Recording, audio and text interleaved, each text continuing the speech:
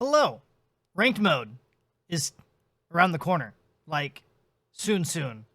They've got it pretty much dialed in.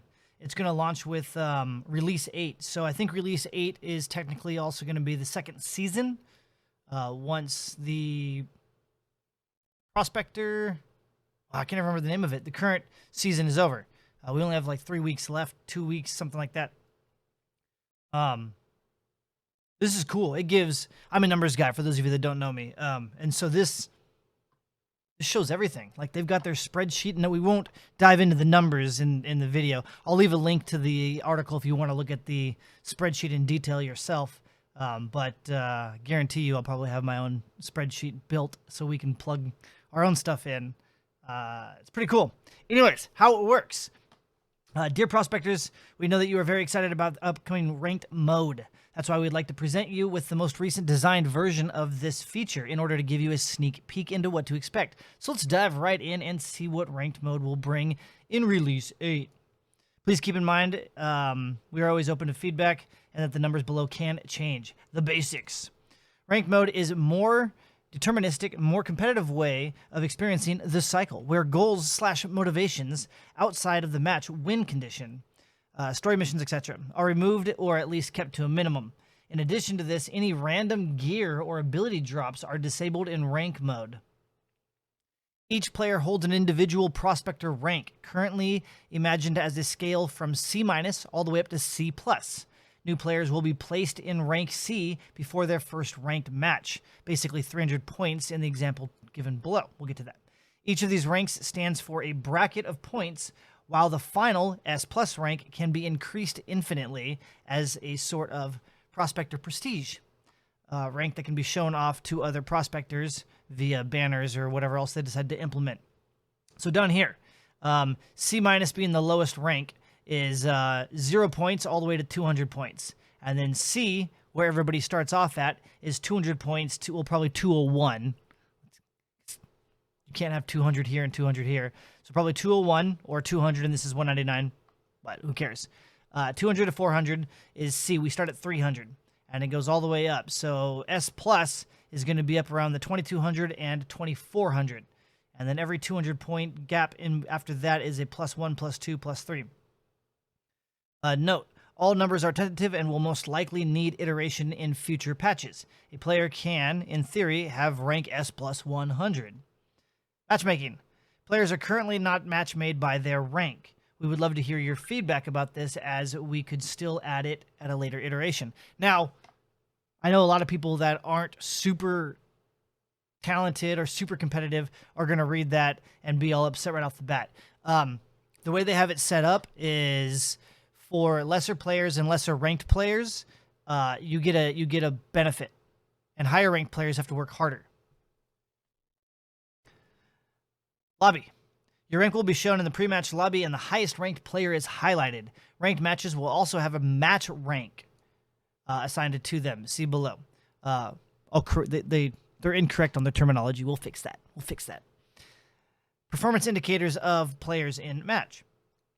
As it stands right now, we will use leaderboard placement, relative performance, in the match, plus VP accumulation, absolute performance, as performance indicators, with an additional bonus or penalty for evacuating or dying, respectively.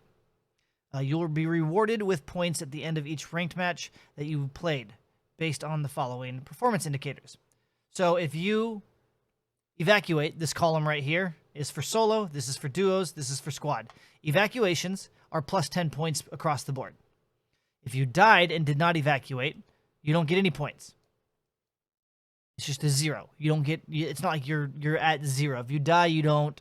It doesn't wipe your score. Every VP gained is a half a point. Okay. So when you grab your first crystal to 250 points or 300, depending on what mode you're in, that's worth 1 VP, 1 point, 1 contract point. Half a point. If you get first place, you will get 20 points, 15 points, 11 points in squads, okay? You get 5 teams of 4 players in a squad mode. So the top 3 teams will get positive points.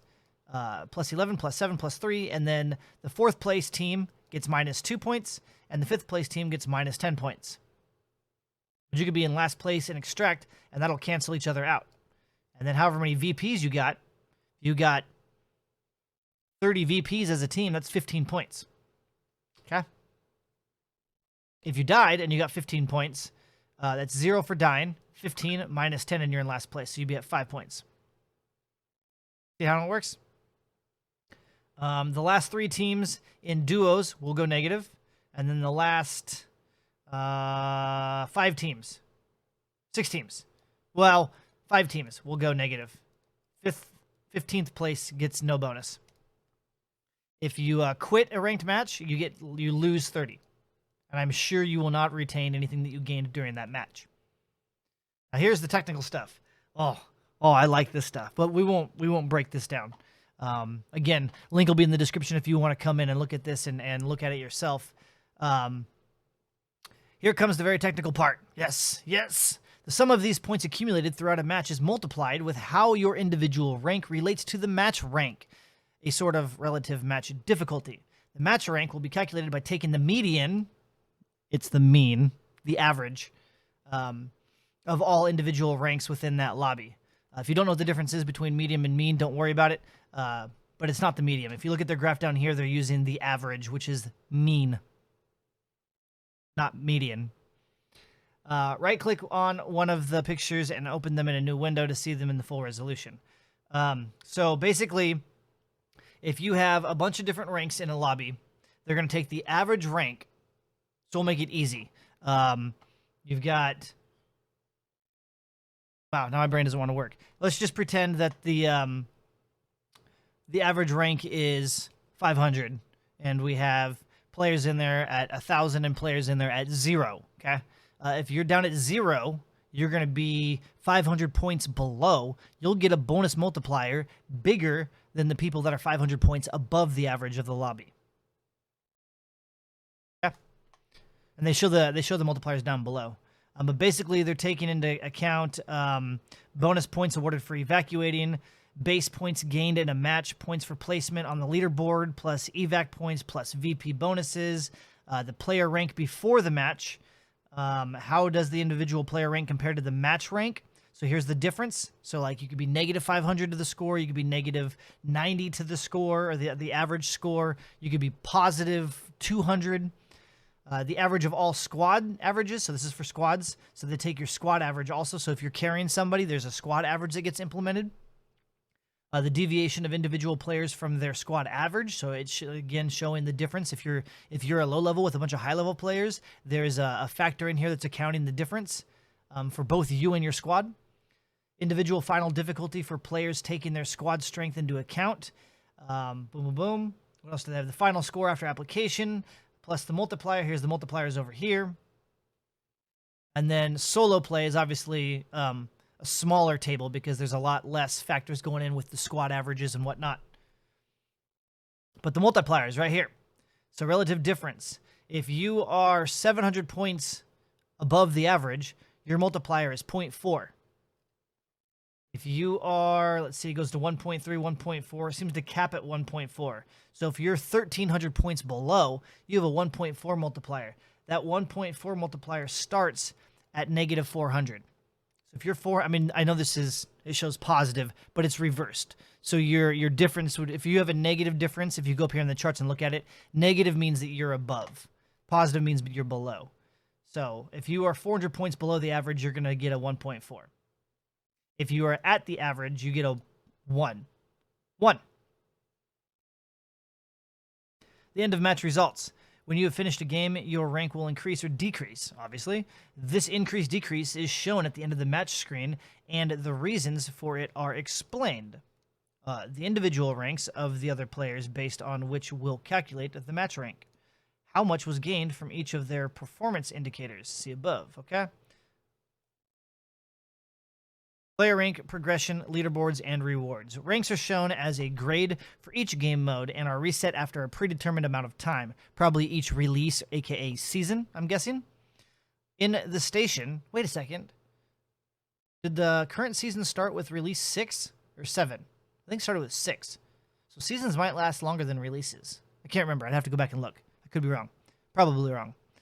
In the station, you can access a global leaderboard where you can switch between your own position and the top of the leaderboard. In later iterations, you will be able to apply a filter that shows your friends.